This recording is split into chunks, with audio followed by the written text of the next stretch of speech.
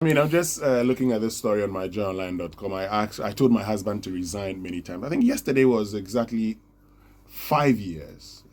Wow. That Kwesi Amissah Arthur, then vice president, died. Yes, 5 years. That's a long time. Oh, wow.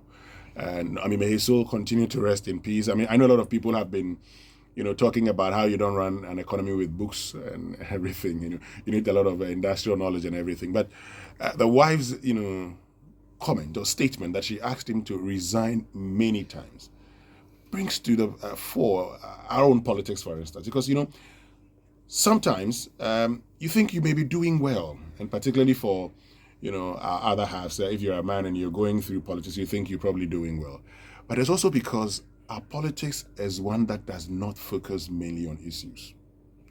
The propaganda, and over here I'm not using propaganda as in the textbook definition, but our own connotations of propaganda. The propaganda in Ghana's politics is just too much. Everything we want to put a spin on it. Everything we want to put a spin on it. And so all of a sudden, it becomes, you are not performing well, you've done this, you've done that, you've done that. Today, the evidence is there. The man that we said was not managing the economy well as the chairman of the economic management team at the time, Kwesi Amissah Arthur, the very people who said he could not answer 170 questions, and these 170, well, they're not actually questions, so paragraphs, statements, paragraphs. He said the man could not answer them. What is our reality today? Are we better off than we thought we were going to be? Are we better off today after we delivered that speech, asking 170 questions, asking him to come and answer, and because he didn't answer, when we knew they were not questions, but we're still forcing it that they were questions to the man? Today, are we better off? We had to go to the IMF in an ambulance. And we had to actually give people haircuts. People lost their investments in this country. We're not even done. We're going to do more. We will do another one in this country.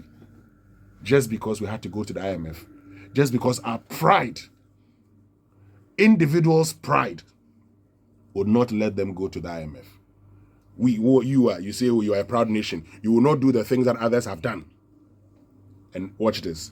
They went to go to an IMF program. We are thinking of going to the international market to go and do what?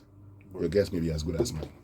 I mean, I agree with you perfectly, and it comes back to the same point about what politicians tend to promise when they want to win political power and what they actually deliver.